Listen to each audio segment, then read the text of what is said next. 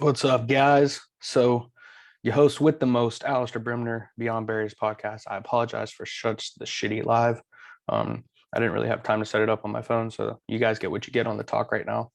We're gonna have a special guest today, JustLiftBro, on the podcast. Kodi is one of my favorite coaches. He's one of my favorite influencers, one of my favorite content creators.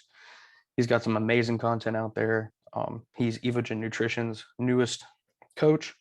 He's up and coming coach in the bodybuilding scene. I would not doubt if he's dominating the scene in a couple years, if not already. He's got some great athletes. Again, great content. He's just all around a really good guy, and it'll be a good podcast just to dive into. So if you guys are into bodybuilding, fitness, or you're new into the gym, I highly recommend tuning into this one. It's going to be some great information all around. So whenever he joins, we will get started. But just to give you guys a thanks and appreciation to everything you guys do for me, right? I could not do this stuff without my followers. I could not do it without support. Everything that I'm able to do, coaching, creating content, all of it is because you guys support me and show up. And again, I cannot thank you enough for that. You guys allow me to live my dream. I owe all my thanks to my fans and my followers. You guys mean the world to me, and I don't think you actually understand how much you guys mean to me and how much I want to help and support you guys in any way that I can, because you guys help and support me. You guys are the reason that I am able to live my dream, create content, and write fitness programs for people for a living. So again, thank you. I cannot express how much I love you guys and how much you guys mean to me, and the support and the love and all of it. It just means so much. What's up, brother? All right. Can you hear me now? Yeah, I got you. There we go. What's good, bro? How you doing? Good, bro. How about you? I'm excited to do this, bro. Yeah, I don't even know what we're talking about, but I'm down for whatever. I love your content, bro. Like, I aspire to have a page like yours one day. I think I've told you this a million times before. But I'm just gonna ask you a couple questions, bro. Just to start off, man. Like, when did you first start working out? Like, when did you first just get into fitness, not even bodybuilding? Like, yeah. So I'm 27. I started training at 16. I wanted to play like professional baseball. Like, that was my dream, and I was like, I did that every single day. Like, that was my dream. And like over time, I was like, bro, like I'm just not that good. Like, I was good enough to like play college ball, like a little bit like D2, but it's like over time, I just kind of stopped having the passion for it. And I kind of thinking back, I kind of noticed it. Like, I really enjoyed being in the weight room, and like that really wasn't a part of like our practice. You know, I kind of did like on the side, but I had no idea what I was doing. You know, I was one of those like awkward gym moment dudes where like they were just squatting 3 plates 2 inches down. Like, I had no idea what I was doing. But like once I had like, you know, some like older people, seniors and like stuff teach me, I was like, man, I'm actually really strong. You know, like I'm getting pretty damn strong, but why aren't I getting bigger? And I was like, you know what? Maybe if I lift heavier, I'm going to get bigger. So I actually got into powerlifting from like 16 to maybe like 19, 16 to 20 around there. Like, I started doing powerlifting because like I thought I was going to get big. And I was like, bro, why the hell am I not getting bigger? You know, and then I ran into one of my relatives, a family member of mine's a pro bodybuilder. And he's like, bro, like lift 8 to 12. Like, why are you lifting in threes? And I was like, you know what, let me try that. And I started growing pretty quick. So that's really what got me into it, you know, but I was just always super strong, but I literally weighed 100 pounds. And everybody's like, bro, do you even lift? Do you even lift, bro? And like, I heard is that where it came from? Yes. Yes. So they would always be like, oh, bro, do you even lift? Like, how you hitting home runs in baseball and you're a twig? You know, like it just kind of like, it just stuck with me. So that's why I named my team, bro. That's how I got to it. I honestly love it. At first, I thought it was like dialed in. You know what I mean? Like you're dialed in. And honestly, like the play on with it, like, do you even lift dialed in? Like, that shit goes so hard. It goes together. Yeah, it does, bro. But when did you know that you were like in love with bodybuilding? Like, when did you know like this is something I want to do? So I played baseball my entire life, and then I got denied to like my dream school. Like, I wanted to play baseball like San Diego State. Like, that was my dream, or Long Beach, whatever. And I talked to her like, no, like your stats aren't good enough for us. Like, go play at JC and then like, you know, come back. And I was like, you know, maybe I'll do that. And then like, I was like, you know what? No, I want academics first. I want to, you know, be a doctor. I want to do something in that realm. So I went to Cal State East Bay in, you know, Hayward, California. And I got there and I tried out for the team, and I did make it. But they're like, there's a senior starting over you. Like, you could redshirt this year, your freshman year, and like come back and play your sophomore. And I was like, you know what? Maybe I'll do that. So I started going to the weight room trying to get as big as possible because that dude was huge. And I thought I had to be huge. And then like I realized that I spent so much time in the gym for like 3 or 4 months. I was growing really quick. And I was like, oh shit, I forgot to play baseball. Like I haven't touched the baseball in like 4 months. I'm supposed to be practicing for baseball, right? And then like I went to go play baseball. I was like, bro, this isn't fun anymore. Like it's like it doesn't interest me. So yeah, I just was like, you know what? Like I want to go all into bodybuilding, and I wasn't really sure where to go. So I kind of just, went along my way. So that was my freshman year in college. My sophomore year in college, I was like, man, maybe I do have good genetics. Like my waist is like a 28 without trying. Like, I get shredded without trying. Like I'm partying and doing all this crazy shit. And this one individual, he was I guess it was my God, I can't remember who it was. It was just a random dude at my college. He was like, bro, like, why don't you compete? Like, you're shredded as hell. Like, why don't you compete? I was like, what's competing? He's like, you get on stage. And I was like, in a man thong? No, bro, that's gay. I'm not doing that. And then I was like, wait a minute. Like, maybe I could do another sport, like, but in my head, I just thought about like, it would be weird as a man being in a man thong, whatever. But either way. So I just kept doing it. And I entered this transformation contest from Muscle Farm my sophomore year. And it was like, who can make the most, progress in like 2 months, whatever, naturally.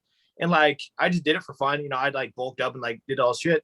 And then I ended up winning. Like out of like 100 people, I won. And like, they featured me everywhere and sent me a bunch of free merch, clothes, like supplements. And I was like, wait, like if I have no idea what I'm doing, you're like, I could do this. Yeah. Why don't I hire a coach and see what my potential is?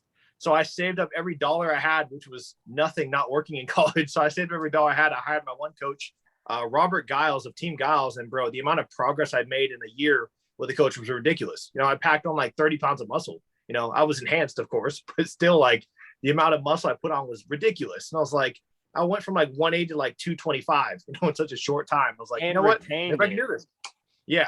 Yeah. And so pretty much held on to it. You're pretty much like a good hyper responder. You know what I mean? Like, so, yeah. No, yeah. I didn't touch anything wild at all. I just used test. I didn't use anything crazy, and I was just growing like a weed, I'm the same way, man. I just have introduced like my last cycle, the like other than test, like MPP and Primo.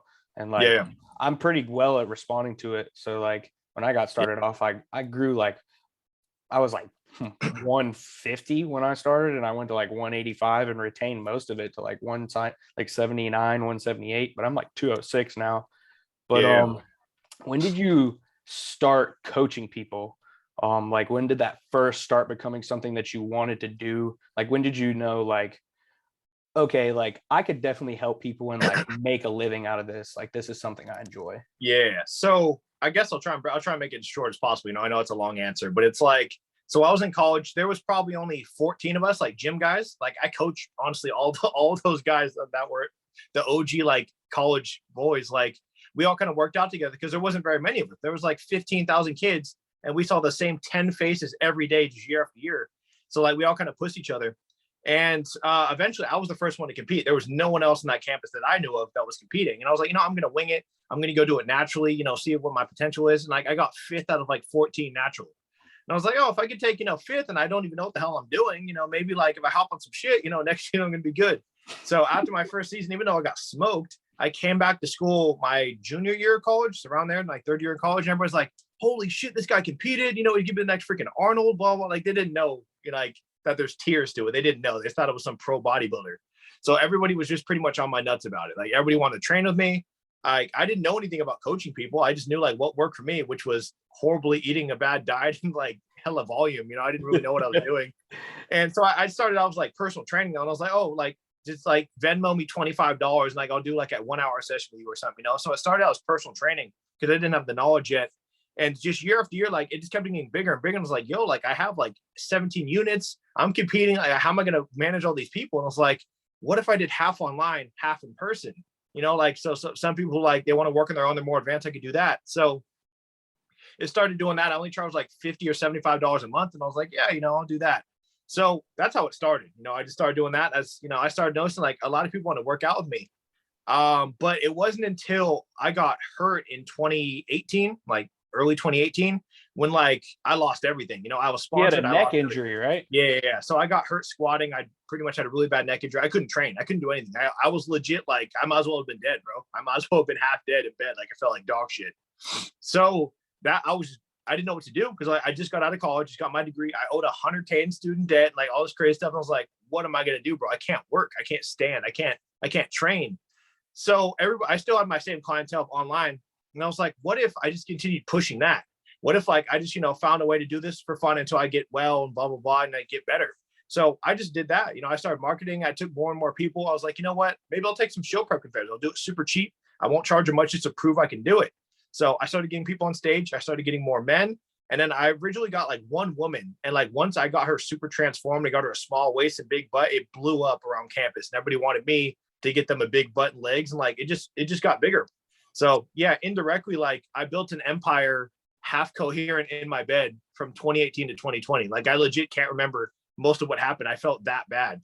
But thinking back, I was like, damn, bro, I really coached like 200 people in like 2 years, not even coherent, still got them like shredded. So yeah, that's how it started. Fuck yeah, bro. I mean, Yeah, did you it's kill wild. it? I've watched most all of your transformation posts with your athletes, like on Instagram and stuff, dude, and they do really well. You peak Yeah. people well, especially for people that show up late and when you're peaking them and stuff, bro. Yeah. You do well, bro. Yeah, I think it's because my coach who I had at the time, do you know Team Ventura? Are you Yeah. familiar with him? Yeah. Yeah. So my coach was like the OG on Team Ventura. He was one of his first pros. So any knowledge that he got from him and still the knowledge he learns from him today, he passed it down to me. So I'm not saying I know everything Ventura knows. That's not what I'm trying to say. But like I know a lot of his tactic and his thing because it got passed down to my coach, got passed down to me. And like the style is so basic. It's like get your athlete as shredded as possible early on and then go to cruise control the last 3 weeks out or so you don't need to push them and kill them the last week out. And it's like that's what always worked for me, like Exactly. My first coach was I'm Swole, and he's coached by Ariel. Yeah, I know. Yeah. So Cuts, like, so I'm basically the same way. Like I know how Ariel coaches because I'm coached by somebody that was coached by him. So it's the same way, bro. You just prep right. If you have to prep for 20 weeks, then prep for 20 weeks. You know what I mean? If you have to prep for 20, if you have to prep for 24, do it. Don't play voodoo the past 2 weeks. I think that's why we've seen such bad problems lately with all the diuretics that are running. Like, I mean, I obviously know that you play with it a little bit. You know what I mean? Yeah. But not to the degree that it's been played with. Yeah. Honestly, I probably had 40 guys go on stage or all together, like, and I had one guy out of all those, one show, he had to use a diuretic. And like, he got sick 3 days out and his body just sucked up water. And we tried everything we could and there was nothing we could do. So it was like half a diazide, or it was like a quarter of a diazide the night before and a quarter the morning of. And like, he dried out really good. And it's like, I see people doing half a diazide Wednesday, Thursday, Friday, Saturday morning. I'm like, for what? They're peeled. Why did he need that? And when you're playing with your sodium potassium pump, bro, like that's your heart. It's literally your heart. Oh, yeah. You know what I mean? Yeah. Like, but people don't get it. I mean, again, I understand because you want to win, but like, I'd rather live. I'd rather prep for 6 more weeks and live and win. Exactly. You know what I mean? I'd rather suffer now than die backstage, Yeah, exactly. And the thing is too, it's like, I mean, this is kind of like a whole like offset topic, but it's like there's so many people nowadays that, like, they do one show and then they want to coach other people. And it's like, even the knowledge I have today, like I'm still learning every year. Like, even though I thought I knew a whole lot last year to, get people appealed, like my knowledge this year blows last year away. And like, it's just getting better every year. And it's like, how can someone who barely knows anything, who's done one prep and they only know their body, they know that one show, how can they pass all that down to the next individual who has no similar body type to them? And I think that's why people are getting hurt. And everybody's different too, man. Like that's the problem. Yeah. So if you don't start with lifestyle clients, like I had to start with lifestyle clients before I ever thought about doing anybody or prep. Like I've never even really prepped somebody. I've only had clients that are thinking about doing a show because I had to take myself out of my ego and realize, like, who am I to prescribe someone gear? One, if I don't know anything about it. That's why I did the J3 University, to learn a bunch about that stuff. And I mean, you just got to do your research and realize, like, you have to put the work in. You can't just say, like, I saw your post where it's like, how evil are you for taking a gear protocol that you get from a coach and prescribing that to a client? Like, it's like, that's just evil. Like, it's like, I think that video got taken down, but I did a video on that. This was like a year or two ago. But like the cycle I gave the dude was super basic. It was just like legit basic because he was a beginner. He wasn't a beginner in training, he was a beginner in gear. So it was a super basic cycle. And the dude freaking, I said in the video, but like he resent that cycle to someone else. And he's like, here, bro, here's your cycle for your off season, blah, blah, blah. I was like, I was like, did you mean the sentence? He's like, oh, no, I didn't mean to say. I was like, clearly, I was like, I know you coach people, which is fine. Like, I have no problem. You coach, I coach a lot of coaches, right?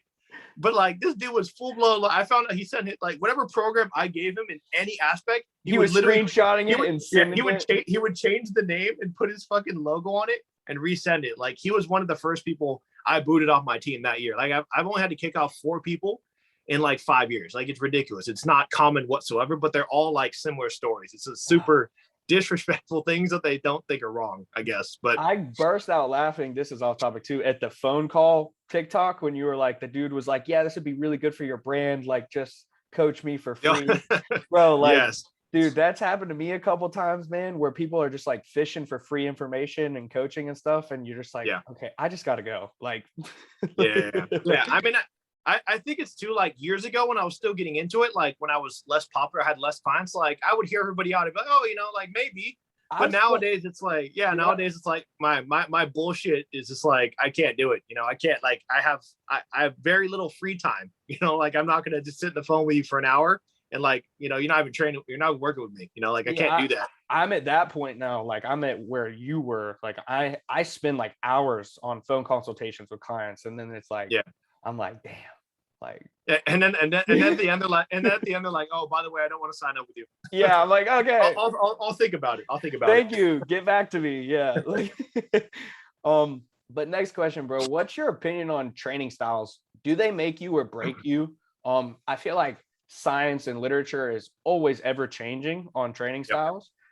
So do you believe that some individuals respond better to certain training styles, or do you stand firmly behind a certain method, like Dorian Yates high intensity interval, like high intensity training, or volume RIR training, things like that? Yeah. So first off, as humans, we all either have a lot of fast twitch muscles or slow twitch muscles. Like, we all have different, like our genetics are all different. So that alone is already going to dictate a whole lot. That's why there's some people who are amazing at like long distance versus people who are amazing at sprinting. And like that same idea is going to apply to when you're bodybuilding.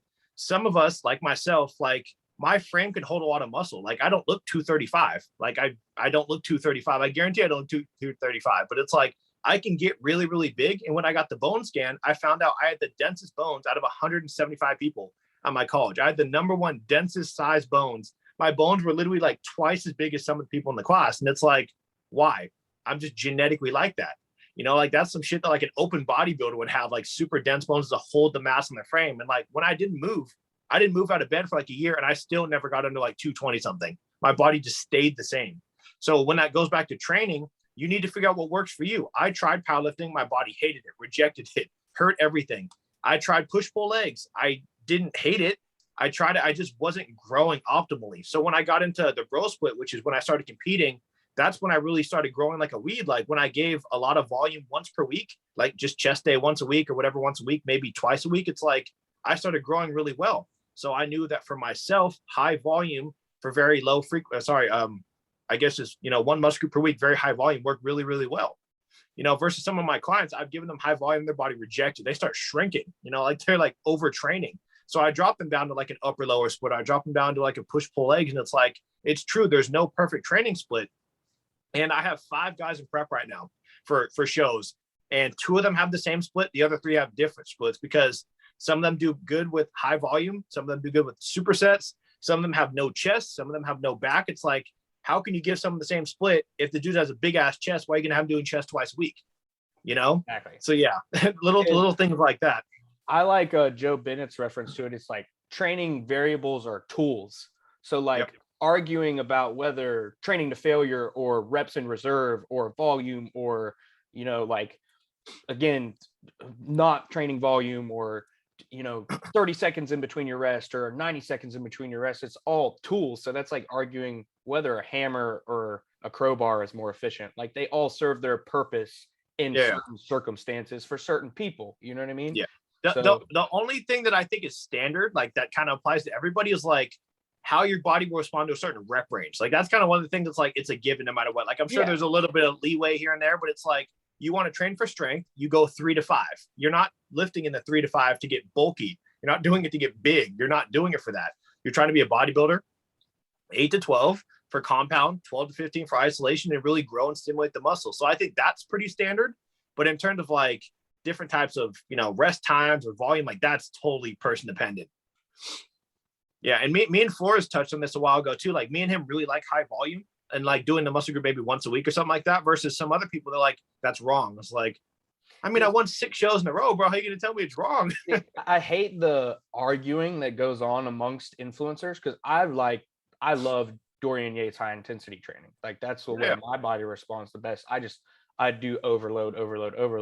Now I'm at a very high risk of injury. You know what I mean? Like I've blown out my shoulder doing it. You know what I mean? So like maybe I should change up my training better because my body would respond a little bit better to that.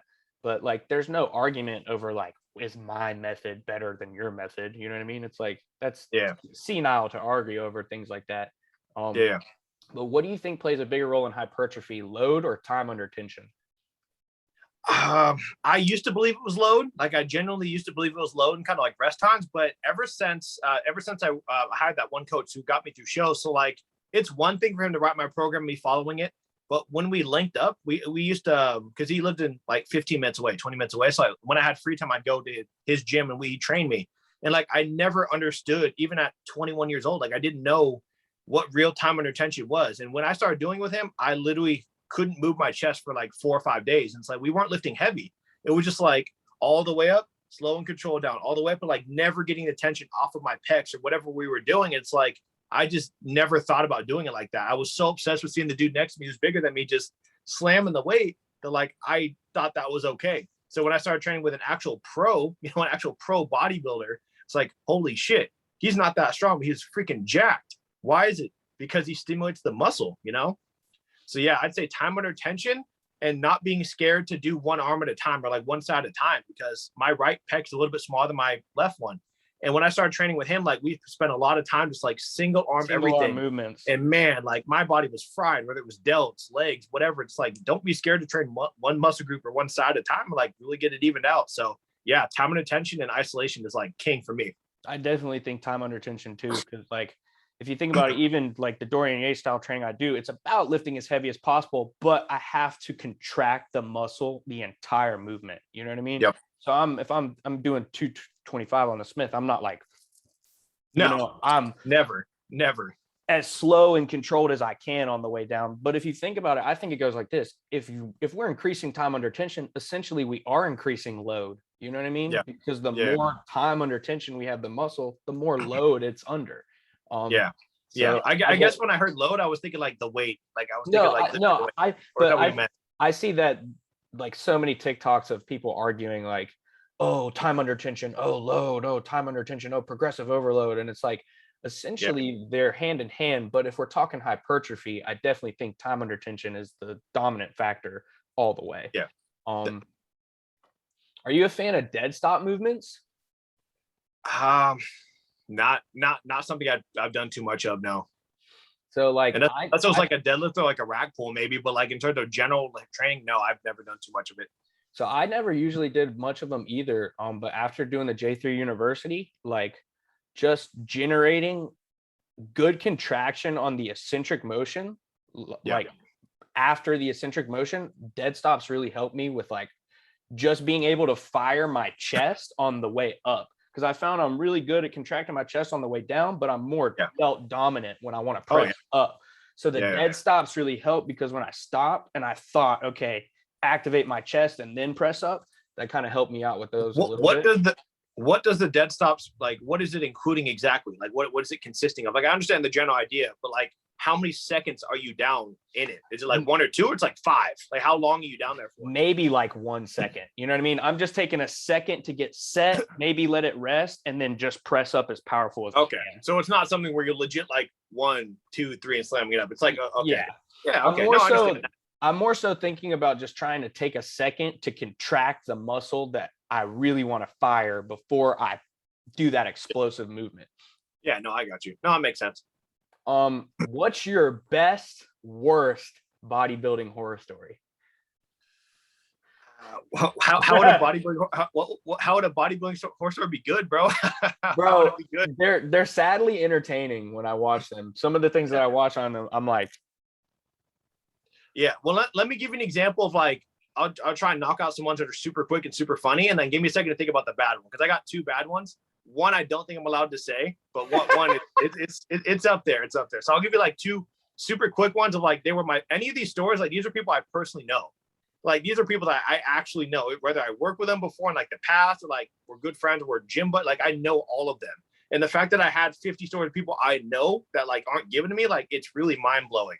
It's mind blowing. But the two right off the bat that were funny because they didn't actually get hurt was my boy was on the liquid cleanse, and you know how you shoot it in your mouth or whatever. He was shooting in his mouth. His mom knocked on the door and opened it, and he shot it into his eyeball. So he shot 40 mcg or whatever, some in his mouth, whatever, in his eyeball. And he had the bright idea to freaking suck up more and put it in his mouth. I was like, bro, you absorbed it. You already got it. Whether it's in your eye or not, you're gonna absorb it. So this dude freaking went to the he still went to the gym, and he sent me a picture. His eye was just yellow, red, like it looked like it was eating its eyeball. I was like, bro, go to the doctor. Like that's not freaking pharma grade clan. Like it's some dude made in his basement. So he ended up being okay. They gave him some special eye drop, but like the dude could have went blind. So that's the first one. The second one was somebody told my friend that he always got made fun of for having small calves, right? So someone told him that, site injection, it kind of swells up and like for a day or two. So he put a 1.5 inch CC needle, which is usually for your glute, right? 1.5 inch. He put it in his calf. It went out the other side of his calf. And his girlfriend it was just those two. And she sent me a picture. She's like, what do I do? I was like, there's a fucking needle going through his calf. What do you want to take it out? Oh my God, man. bro. But I'd say one of the worst ones that like it was really bad, but like he didn't get seriously hurt, so one of my boys, he was doing a show. I don't know whose coach was. I just knew him. I knew he had no money, and he hired some super random coach, right? Like $100 a month for a show prep, doing classic. And the dude gave him diazide. It was diazide or aldactyl, whichever one it was. And one of them's potassium sparing, and one of them is like sodium sparing, right? So I can't remember which one it was, but he did one of them, and the coach told him to really fill up on potassium, even though the diuretic was potassium sparing, which you can't do that. You will overload your body and fucking kill yourself. You'll cramp. Literally. Yeah, he'll literally die. So he took I think it was diazide, and then he was just pounding fucking bananas because the coach told him to, and he was going through his posing routine and he got stuck. Like the episode of 911 that's all over TV, and the dude like on the beach, like he's full body cramp. Yeah, he was full blown stuck. He was frozen. And like the fucking girlfriend pushed him on the bed. He's fucking just stuck like this. And they called 911. And it's literally like what's on the new episode of 911 where the bodybuilder is frozen. Like it happened just like that. So they were like, what did you take? And he's like, oh, I took the diazide and banana. Like, you shut off your sodium, but you're up in potassium. Like your heart could stop. You don't understand what you did. And like they rushed him to the hospital. Well, sorry, they gave him the IV first, gave him the sodium, got his body back to normal, and got him moving. Then they rushed him to the hospital. He didn't get to do the show. But like that was one of the scariest ones where like he kind of got hurt, but he could have died within an hour. Like he could have died, So that was one of the worst ones. Yeah. That's just like, I don't know. It's insane. Honestly, it's what blows my mind is like, I've thought about like when I first started this, I thought about like reaching out to Shelby Starnes and getting him to coach me. And it's like, I don't think he coaches guys. Yeah. Well, he doesn't. He only has a few. Oh, well, so it's like, but like, what if I would have gotten a hold of somebody like that? You know what I mean? And years old, I'm taking diazide and anything that I can, and it's no food, no water until show. Yeah. It's like, holy crap, bro. I have a follow-up question because I have my beliefs on it, but I want to hear your opinion. So how do you feel? And this is specifically for women, because he has some of the best women on earth, right? So how do you feel about they physically go to him and tell them, I will do anything, no matter what it is, to make it to the Olympia or win this pro show? And he does literally what they ask for. He gives them the trend. He gives them the diuretic. He gives them everything to make them be the possible best girl on the stage to win, make it to the Olympia. So do you believe that he's in the wrong for giving something that's dangerous? Or do you think that she's in the wrong for asking him to do it, signing the waiver, saying that she's okay with it? So I get both sides of it. I understand they're both at fault, but I want to hear your opinion. Like, how do you feel about that when she physically asked him to do all those things to her? That's the debate right now. That's what a lot of the women are saying. I'm in a position of like, it personally, morally, I would never be able to like kill you in the in the sake of winning, So as a coach or as an up and coming coach, I would say it's his responsibility. It's like doctors when they were prescribing oxycodone to people and they were saying it's non-addictive. It's like it's addictive. Yeah, You know what I yeah, mean? Like yeah. it's fucked from your position because you have the knowledge. You know what I mean? And like you could easily just say, nah, we're just gonna suffer for 6 more weeks and prep harder and you'll look just as fine. You know what I mean? So The only downside of that is that women don't respond to us like men. Like we can legit do what you just said. Like we can go zero carb, low fat. Like women can't do that. their They hormones have to, respond totally yeah, yeah. differently. Yeah. Women aren't made to be single digit body fat. They'll die. You know, they're not made to be that shredded. So they have to take the anti-estrogens. They have to take a shit ton of probiotics. They have to take Winnie Anavar. They have to do those things to get to the single digit body fat. Or well, for them it's like 12, whatever it is compared to us, but whatever, 10%. So like they have to do all these crazy things to get them lean. It's like, damn, bro, you know, like they know what they're getting themselves into. So I totally see that he's bad and that it's definitely not ethical. But I also see on the other side, it's like they are agreeing He's doing his to job. take 20. Yeah, he's doing his job. So I see both sides. I mean, I'll never be in that position because I would never let a client do that. But yeah, I get both sides. And that's the really hot topic right now is all his girls are coming forward and saying like all the girls that, you know, are saying he's bad are like the ones who lost. You know, us, we're the best in the world. And like he did what he promised. He said he would make me a top 5 in the world. He did it. I knew the consequences. Like that's the debate right now, which I still think he shouldn't be doing it, but that's what's going on. I see both sides, like you said. I definitely see both sides, but from a moral, like ethical standpoint, it's just it's just like fuck. Like yeah, that you know, like if especially if somebody has a family or kids or something like that, it's like I'd want to remind you of that. You know what I mean? Yeah. Like and I think it would only take me killing one client to be like, I'm never doing this again. You know, I think he has 4. I know he has some that are like legit, like really, really unhealthy, but I think like in terms of deaths, he has 3 or 4. And it's like, I wouldn't be able to look at myself. I wouldn't be able to look at on. myself in the mirror, bro. Like that, it's Yeah. just and knowing that I'm responsible for that. That's just me personally. You know what I mean? Yeah. So that's just me where I stand on it ethically. But I do see the standpoint. It's like same thing with these open guys. If it's like push insulin, push growth, push this, push that. Like I want this, I want this, I want this. Yep. Let's go. Let's get as big as possible. Yep. And then you pop. It's like, well, you asked for it. You know what I mean? So I completely understand because I've been in the position where my coach is like, "Do you want to keep pushing?" And I'm like, "Yeah, maybe, yeah, maybe, you know, like probably, yeah." You gotta ask that question. Like, I don't, because I had that mentality when I first was getting into it. Like, I definitely wasn't thinking long term, and like that just comes with age. It's like when I was first getting on anything, I was like 20, 21. And like, yeah, I was an adult, but it's like your brain hasn't even fully developed yet. Like you're still young. Once I started hitting like 24, 25, 26, like I actually understood what these compounds did. Like I understand what trend does to your brain. It does to these things long term. I understand what MPP can do to your blood vessels and like how you can freaking give you all these crazy veins across your chest that don't go away. Once I started to understand the mechanism of the drugs and not just like NPP for bulking, trend for cutting. Like once I knew what they actually did, I was like, holy shit, bro. Like, what am I doing? Like, I'm not saying I'm not going to do it again, but now I have a firm understanding like what it is these compounds do. And not a lot of people don't. They don't. They definitely do not understand what they're actually doing. Well, I don't even think people like when I ask you if people understand what an acetate is different between like a long and short ester, and they're like, huh? And I'm like, oh god, that's like preschool, bro. There's no, I know, bro, yeah, but it's bad how ill-equipped people are that are left and right, like doing it and prescribing it to other people and just like taking it freely upon themselves. I think the first thing that shocked me, I might have been like 22 or whatever, because like I only knew the basics when I was younger, and like I knew, you know, long ester, short, like I knew all that. I knew all the esters. I understood all of that, the half-lives, but I didn't understand metabolites. I didn't understand that DECA is in your system 8 months. Tren, even though you're done, you know, even the short esters out of your system 48 hours, like that shit's in your system for what, 6, 7, 8 months, however long. So like you could have minor suppression for half a year after your PCT and you're wondering why you're not recovering. Like people don't get it. Like I was on some dude's live the other day. It wasn't D-Trend. It was some random like other just random gym dude.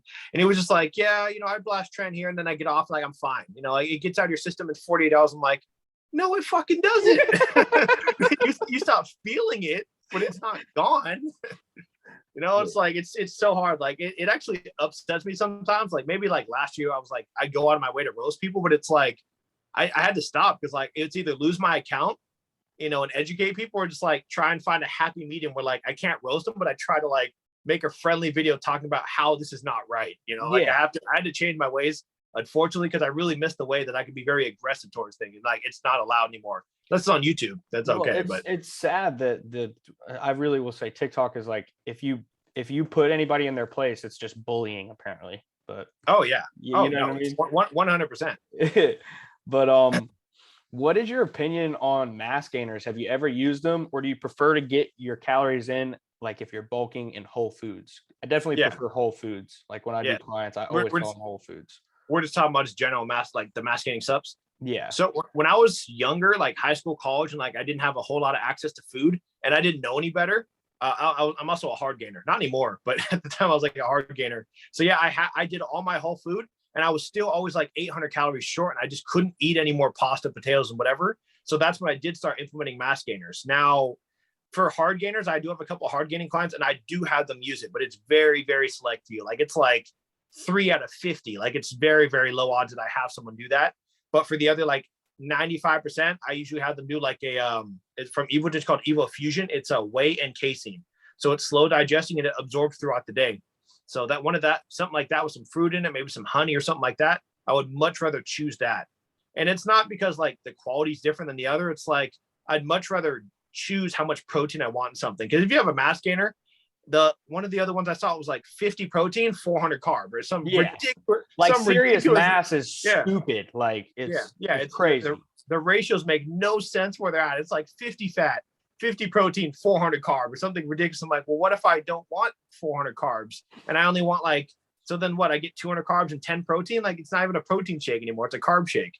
So no, I prefer isolate or some sort of blend, and then you add some fruit and like your carb on the side and put some oatmeal in it. I prefer that. Yes.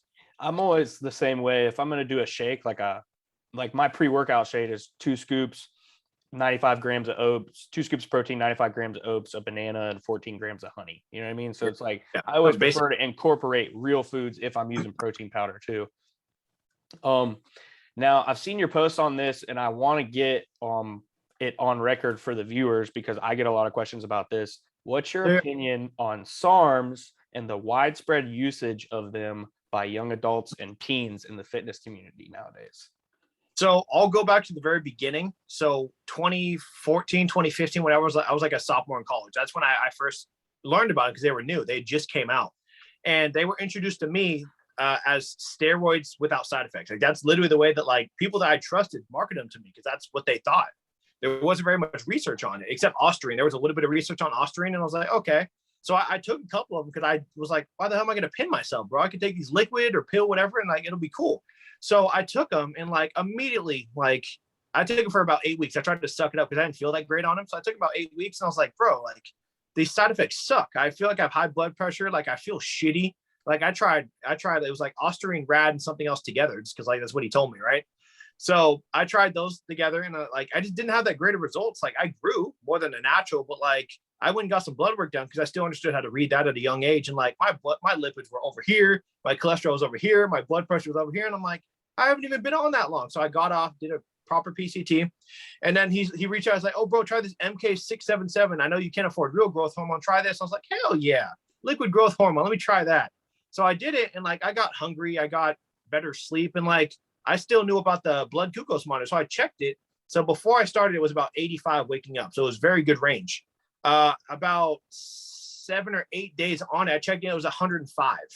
So my blood glucose went to the roof within a week, and I sucked it up and did it 30 whole days to test it. My shit was going 105, 108, 110, and like I was doing cardio, I was training, I was watching my carbs, and like I was turning myself diabetic. And for what? To be hungry? You know? Yeah. So that was 2014, 2015. And get 50% of the results that you get from the real stuff that has more backed research. Yes. So I had all the side effects, minimal gains, and a hole in my wallet because I took something that was promised to be a, you know, the new steroid. Side effect free. Yeah, side effect free, which I had all the blood work to prove it was not side effect free. So that's 2014, 2015, right? So skip like 4 or 5 years, they died. They just disappeared. Then they came back like 2019, somewhere around there. And like, I don't know what made them popular again. They just randomly came out of nowhere. And then people are acting like they're new. Like everybody's like, bro, I got this new thing. I'm like, bro, I took shit 5 years ago. It's not new. Now we have like dozens of studies, not like legit studies, but just general studies of like how bad it is for your liver, kidneys, this, it can turn you diabetic. Like we have so many general studies that whether it's people logged it themselves or professional studies, which was only on Ostarine, but we have all the research and like people are acting like it doesn't exist. Like, oh, I'm going to be a lab rat. There's no studies done it, bro. Thousands of people took these over the last 5 years. You just heard about them now, and they're so easy to get. And yeah, I have one story that I'll tell at the end of this whenever we're done talking about songs. I'll tell you how I found out how really sketchy they were. But yeah, I don't know, man. Like I feel bad because my brother even told me people on his in his high school were talking about they were on SARMs. I do phone consultation every once in a while. I had some mom calling crying because her kid had liver failure at fifth. It was like an eighth grader, bro. He was like either eighth grader or a freshman. He was like 14. And she's like, oh, can I get a phone consultation? My son's really sick, and I know you know about supplements. And she's like, oh, he's taking this thing called Rad 140 and Super Draw. And I was like, holy fuck, bro. Like, this kid's going to end his life as an eighth grader. And like, people don't understand why I'm so passionate about it because like, they don't think they can happen to them. And it happens all the time, Dude, that's why I have like a problem with some of these influencers that sell it off their TikToks, bro. And it's like, yeah, it's like, dude, I can think of one right away. Yeah, me too. I think we're thinking of the same person. Little short, fat guy. Yes. Yep. Blonde hair. Yeah, little short, fat guy. So I just like, it's like, dude, you got to think like you're speaking on that. We're speaking to young individuals on that platform. You know what I mean? We're talking like 14 to 18. Yeah, 14 exactly. To 20. Exactly. Yeah, if not younger. And like to put that out there for like, bro, I see this one guy who literally just his whole TikTok is him squirting Rad 140 into his mouth and just being like, oh yeah, it's fucking gains, dude. And I'm like, why? Like, why? Yes. Yeah. That's how some of my original videos got really popular. Like that's how I started getting more known because it's like I called out any teenager that showed them doing. I was like, bro, like here's the side effects. Don't do it. You're an idiot if you do it. And like I would go to my comments, bro, and I would have like it would have their high school and their bio. They were so young, bro. It was like class of blah blah blah 2024 20. I was like, holy shit. And they're like, I'm on Rad 140. I have no side effects. I'm on Austrian. I have no side effects. Like my entire baseball team's on this, and it's like, holy shit, bro. Like it's an epidemic. It's a problem. It really is, man. Well, it's like, dude, when I first got into just fitness before I got into bodybuilding, my buddy's like, oh, take over-the-counter testosterone. You know what I mean? And it's like, yes. I'm like, yeah, I'm gonna get fucking huge, and like I take it and it's like, go to my doctor and he's like, your liver enzymes are a little high, you know what I mean? And I'm like, okay, so my liver enzymes are high. Basically, like I just took some D-ball and I'm getting 20, if not 15% of the results that I'm getting from taking a real oral. So it's like, it's very misleading, man.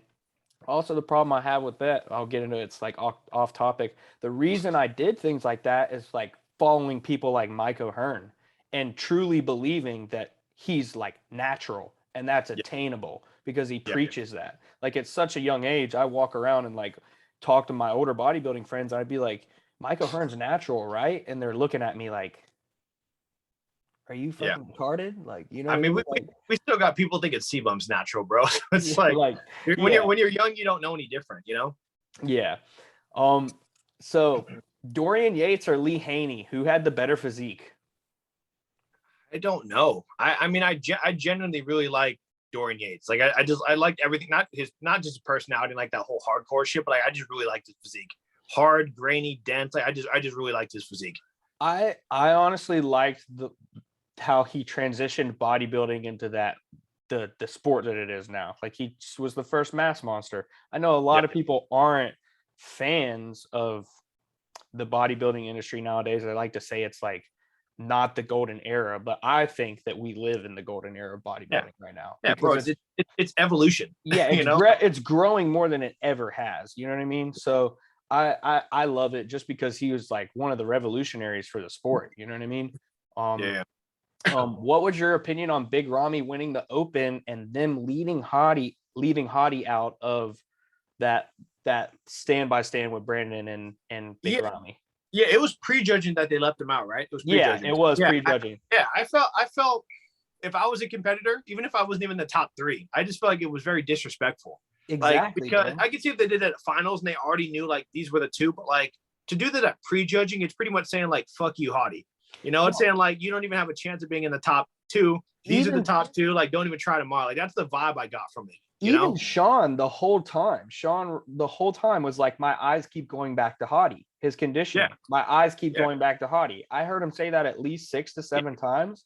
But he's a really big conditioning guy though. He just loves conditioning. Yeah, but he's got the size too, though. It's like, bro, and I think, in my opinion, at least in my opinion, I think he should have gotten second. Because I think he had a better physique than Brandon. Brandon didn't bring his legs up as much as I thought he should have to stand next to Rami. You know what I mean? But that's just my opinion on that. I don't think he ever will, man. Like if he hasn't done it, like he has amazing legs, but I don't think he's ever gonna have like they're not going to catch up to his upper body. Yeah, like I think it's just genetics. Not everybody has big legs. But so the IFBB made a post or a video the other day, like yesterday actually. And it was actually from people in the actual IFBB. Like, I don't think it was a judge, but it was like the associates of it. And they said like the reason we didn't give Hottie the win or the top 2, even though he could have won, was the fact that his shoulders look oily. His shoulders look like there's something in it. So whether it's true or not, which from my understanding, it's not true. It's just he has really funky shoulders just anyway. They thought he was using synthol. Yeah, they're saying he's using synthol, and that's why they didn't give to him. They said that he had the possibility to win. So I don't think that's right when I guarantee you Hani Rambod isn't having him use synthol. Yeah, well, besides that, but I'm saying like, if we're talking percentages, I'd say no less than 50 to 60% of those people on stage have some sort of side enhancement somewhere. It's just his shoulders are big as shit, and it's like their eyes go to that. So they said that we can't allow someone like that to win. It's like, that's it. that's it. Like, Rami had freaking shit coming out of his leg in the past too. Like, he got top 2. You know, so I don't know. I don't agree with it, but politics too. You know what I mean? Yeah. Do you think the fact that Hottie speaks not a lick of English would stop him from ever being a Mr. Olympia when you need to do interviews? You need to do things like he doesn't know any English whatsoever. I think it does have a big thing to do with it because they can't market him the way that they can market Rami and Brandon, if that makes sense. You know what I mean? It's harder to market him, and especially like the ignorance that we have going on in this country, man. Like, I forget from Iran too. That's so like, how many people are going to say some ignorant, probably crap after that? You know what I mean? Oh, 100%. Yeah. So it's just like, it's politics. Sadly, I think that almost 50% of the reason why they don't choose him is because of politics and marketing. But I still think he should have got second though. I can see they're not giving the win, but I think politics aside, they could have given him second. You know, definitely. He deserved it. I think he had a better physique than Brandon Curry every day of the week. You know what I mean? Like if you were to ask me, he definitely did. Yeah. How about Nick Walker and Hunter though, bro? Those are the next 2, I think. Yeah, I think Nick Walker and Hunter Labrada are going to be the next 2 that are just like, they're going to be like, I don't know if I don't want to say like Phil Heath and Kai Green, but I really feel like they're going to be the ones butting heads as they both get better. Like, I'm sure they're still friends, but I bet those 2 are going to have some sort of beef as they get better because they're going to be like, I told you, Nick, like, you won the Arnold, but I got 4, you know? And even at the press conference. You watch the press conference, the apples, the oranges. The press conference, Walker was like, yeah, I'm going to smoke this. I'm going to win this. And Hunter's like, yeah, he looks good. Yeah. He's like apples to oranges. So, yeah. You know, he gets out there and Hunter looks sick. Hunter looked good. He did, bro. I think that if Nick didn't do the Arnold, or he somehow because it's really hard to peak twice. You know, I don't know if you've ever done 2 shows back to back. He looked better at the Arnold. I watched his, he peaked 100% at the Arnold. Have you ever done shows back to back or no? No. So my second prep, man, they canceled me because of COVID. So I thought about doing a second peak, but the way my body responded after trying to reverse diet and then add carbs in and then peak again, it didn't go too well. And I didn't have the size at that point. So I was just not maintaining muscle mass the way that I needed to. Yeah. So everybody's different. So someone like Lucky Lee, like Andre Ferguson, he competes. He does multiple. Yeah, he does multiple shows. He gets better.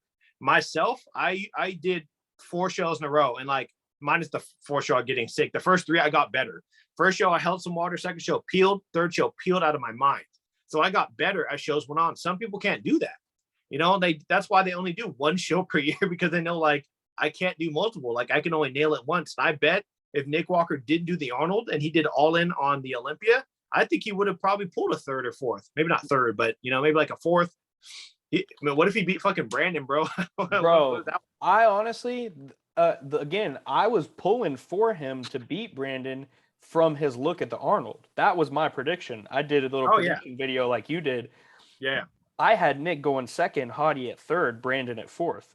Yeah. But that was just my prediction. What'd you think of C-Bum's three-peat, bro? I love C-Bum. I love everything about him. I think that he's probably the leading, like, when you think of bodybuilding, as someone maybe not as hardcore, but like anybody thinks about bodybuilding, they think of him. Like, C-Bum's just the first person that comes to mind. He's the face of bodybuilding right now. He's the face of bodybuilding right now, in my opinion. You know, like he has a bigger following than maybe Rami in America. That is, maybe not worldwide, but America for sure. And it's like, I still think something happened where he seemed off to me. You know, there's been a couple breakdown videos where, like, he has certain body parts that weren't popping as much, or like he looks soft, but I feel that I personally saw like a film of water.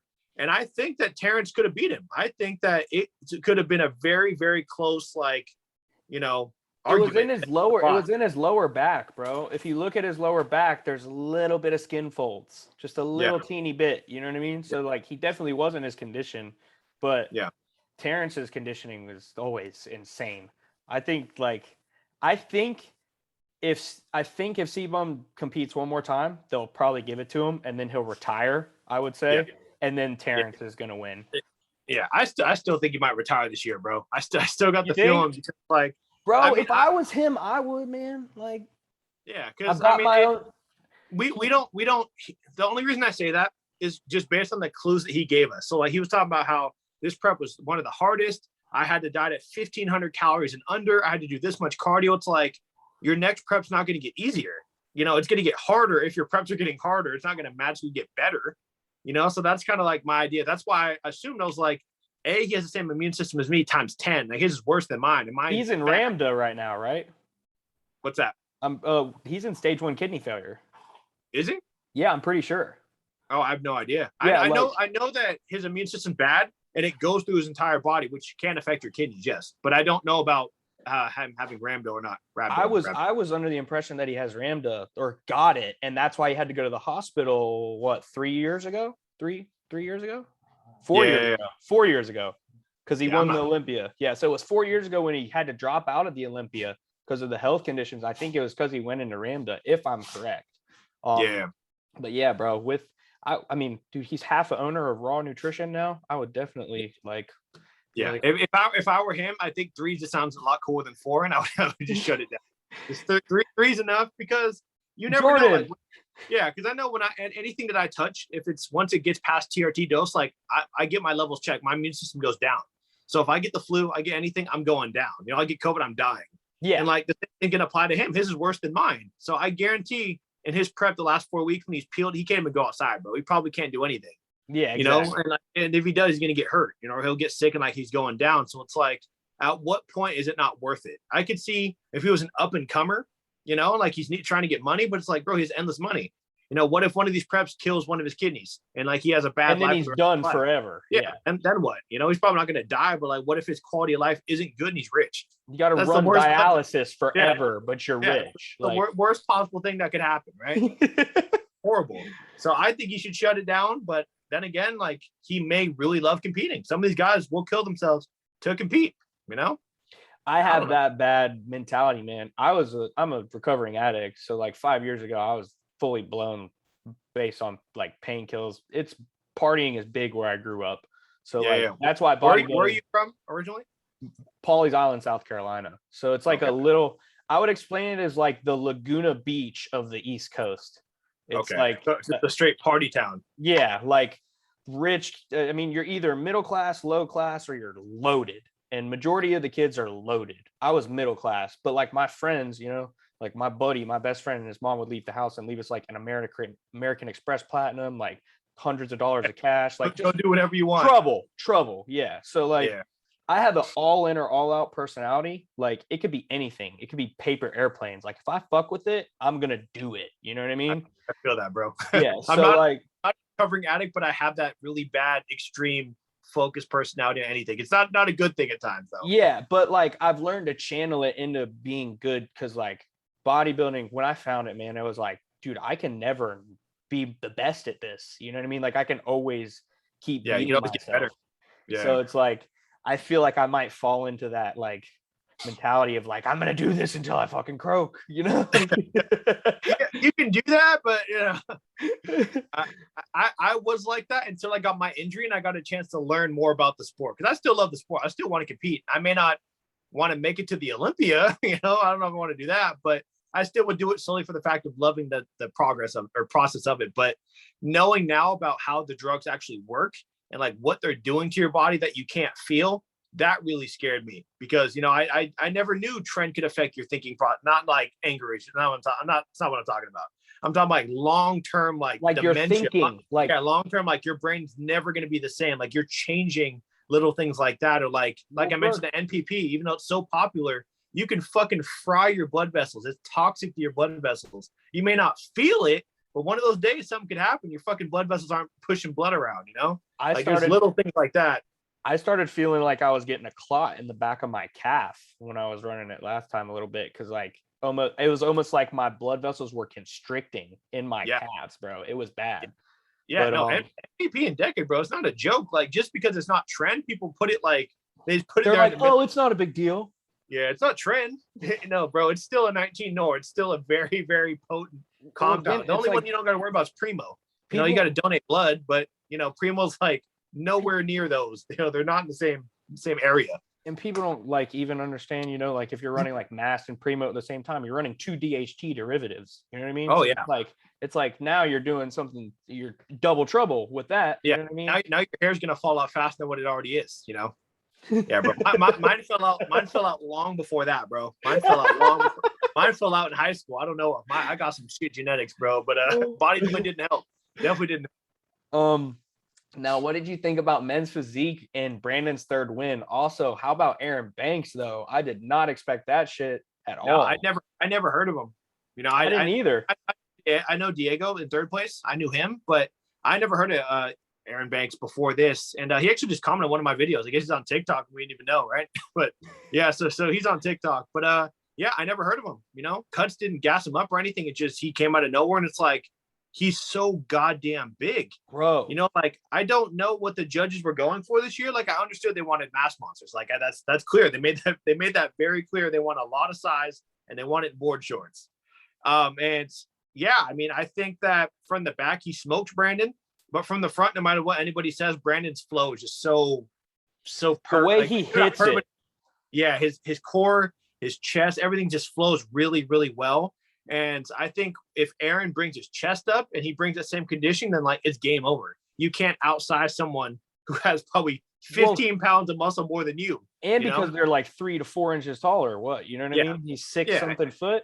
Yeah, when you're tall and jacked, you look good. Look at Raymond. You know, Raymond looks good. Raymond looks good. And he's got more frame to fill out. And if he can fill out a frame at 6'3" or 6'4", bro, then he's gonna look super huge. You know what I mean? Yep. Like, yep. Now, favorite flavor of Evogen protein now that mint chocolate chip is gone? S'mores all day, baby. Bro, I'm on the s'mores gang too, bro.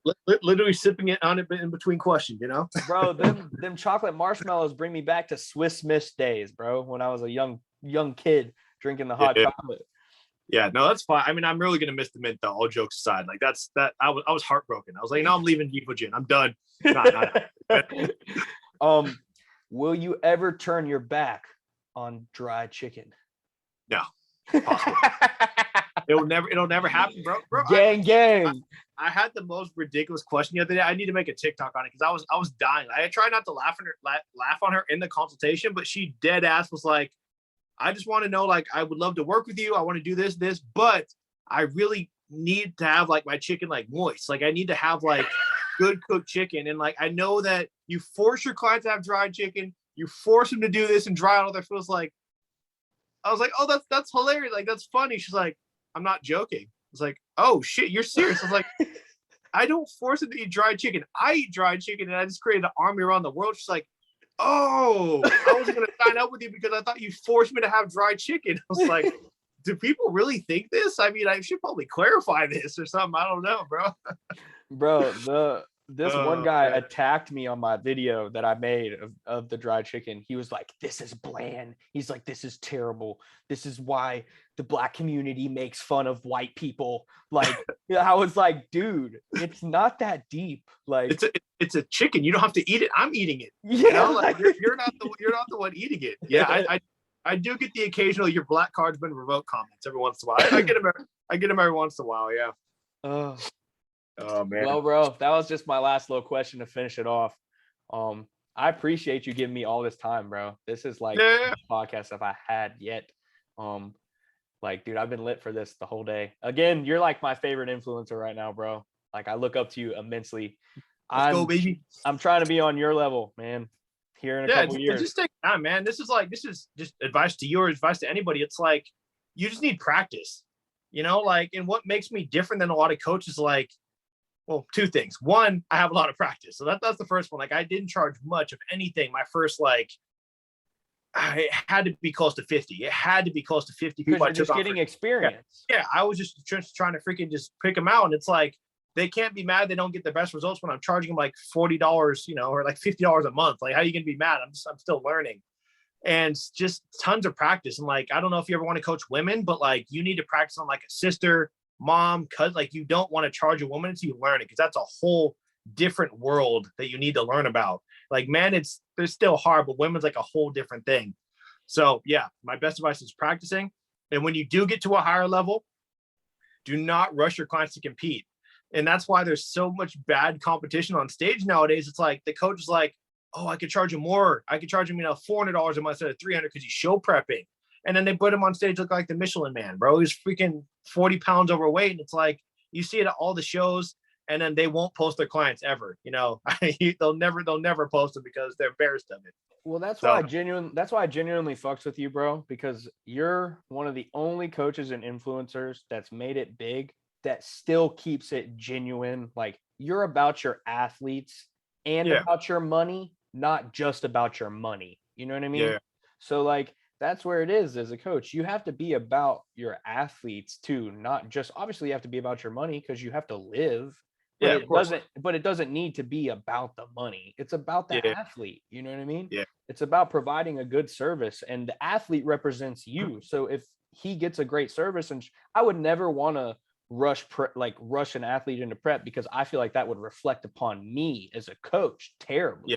You know what I mean? No, 100%. It's like you have to definitely be a little bit more like, I don't know if the word would be like stern, strict, whatever, but I've had people leave. I've had people straight up be like, I'm not prepping with you anymore, because I'm telling them, like, you're not ready. Like, you chose a show that's 8 weeks away. Like, I'm not coaching you for this show. And it's like, then you get upset because it's like you hear something you don't want to hear, and it's like, bro, I'm just being real. Like, we're gonna do bad. Like, there was only one guy that I took him back, is like he actually wrote me like a super long apology, and like genuinely apologized. But like, he came to me, he wanted to do this 8-week prep when he was legit 24 weeks out. Like, he was very, very far away. And he's like, I can only afford this much for the show prep. It's 8 weeks. It's in this city. Can you coach me? I was like, let me see what you look like. I was like, absolutely not. You're not ready. You would get smoked. Even if we gave you 0 card for 8 weeks, you would get smoked. He's like, fuck you. I'm not working with you then. Like, I guess my money's not good enough for you. And I was like, what? So I'm trying to help you. Yeah. Like, So he went to another coach who charged him more than what I charged him, because, he said it was about money. So he went to someone else. The dude had him looking 30 weeks out on stage. He looked worse than when he started the prep.